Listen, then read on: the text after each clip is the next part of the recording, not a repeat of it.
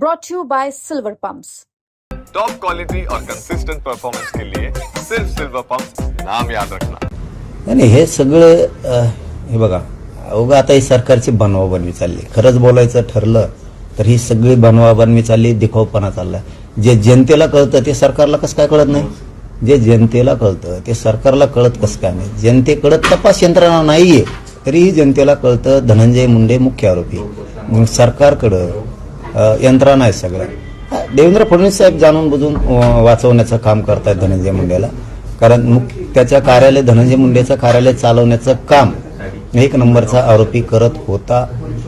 त्याच्यामुळं धनंजय मुंडेकडं खंडणी पण गेलेली आणि खुनाच्या बद्दलचा विषय सुद्धा धनंजय मुंडेला सगळा माहिती. फुल स्टॉप या विषयाला जाणून बुजून मुख्यमंत्री देवेंद्र फडणवीस साहेबांनी दिला. हे आता उघड व्हायला लागले. त्यांनी गुप्त तपास यंत्रणेला किंवा पोलीस प्रशासनाला या दोघांपैकी कोणाला तरी सांगितलेलं आता ते बाहेर यायला लागले आणि ते उघड व्हायला लागले. त्यांनी फुल स्टॉप लावायचा सांगितलाय कारण तो 302 मध्ये येत होता. आपला एकच उद्देश आहे की धनंजय मुंडेसाठी नंबर 1चा आरोपी काम करत होता. हे सिद्ध झालेलं आहे. त्याच्या सरकारी बंगल्यावर ह्या बैठका झालेल्या आहेत आणि त्याचं जे मित्र काहीतरी कार्यालय तिथं सुद्धा तो होता. तिथं सुद्धा पहिली बैठक झाली, दुसरी नंतर ती कुठेतरी कोणत्या हॉटेलवर झालेली. त्यामुळं 302 मध्ये धनंजय मुंडे 100% आरोपींनी त्याला फोन केलेले आहेत की फरार झाल्याच्या नंतर, खंडणी मागितल्याच्या नंतर सुद्धा आणि खून झाल्यावर सुद्धा. कारण ज्यावेळेस अशी लोकांत चर्चा आहे 1 नंबरचा आरोपी खून झाल्याच्या नंतर फोन उचलत नव्हता, तर त्यातल्याच काही फरार आरोपींनी की धनंजय मुंडेला डायरेक्ट फोन केले आणि मग त्यावेळेस ते असं लोकांत चर्चा आहे. आता ते उघड होणार आहे. तपास यंत्रणा पुरवणी तपासात ते आणणारच आहात की धनंजय मुंडेला तो म्हणला मी बघतो, तुम्ही टेन्शन घेऊ नका, असं काहीतरी चर्चा आहे. म्हणजे खूप प्रकार येतात. आता हे आता बघा तुम्ही थोडं थांबावंच लागणार आहे. खूप बाळ बाहेर निघणार आहे. त्याच्या सरकारी बंगल्यावरचं पण निघणार आहे बैठका झालेल्याचं.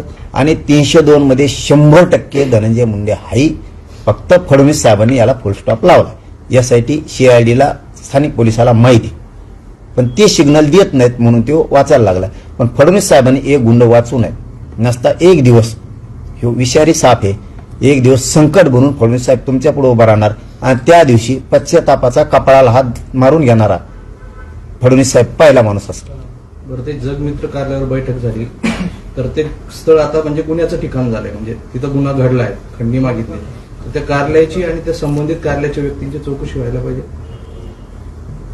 मी परवाही तेच सांगितलं, आज पण तेच सांगतो की त्याचं ते मुख्य कार्यालय आणि तिथं बैठक होती. म्हणजे पहिली खंडणी मागायला जा, नाही ऐकलं तर खून करा अशीच तिथं बैठक झालेली आणि त्याचं ते मुख्य कार्यालय.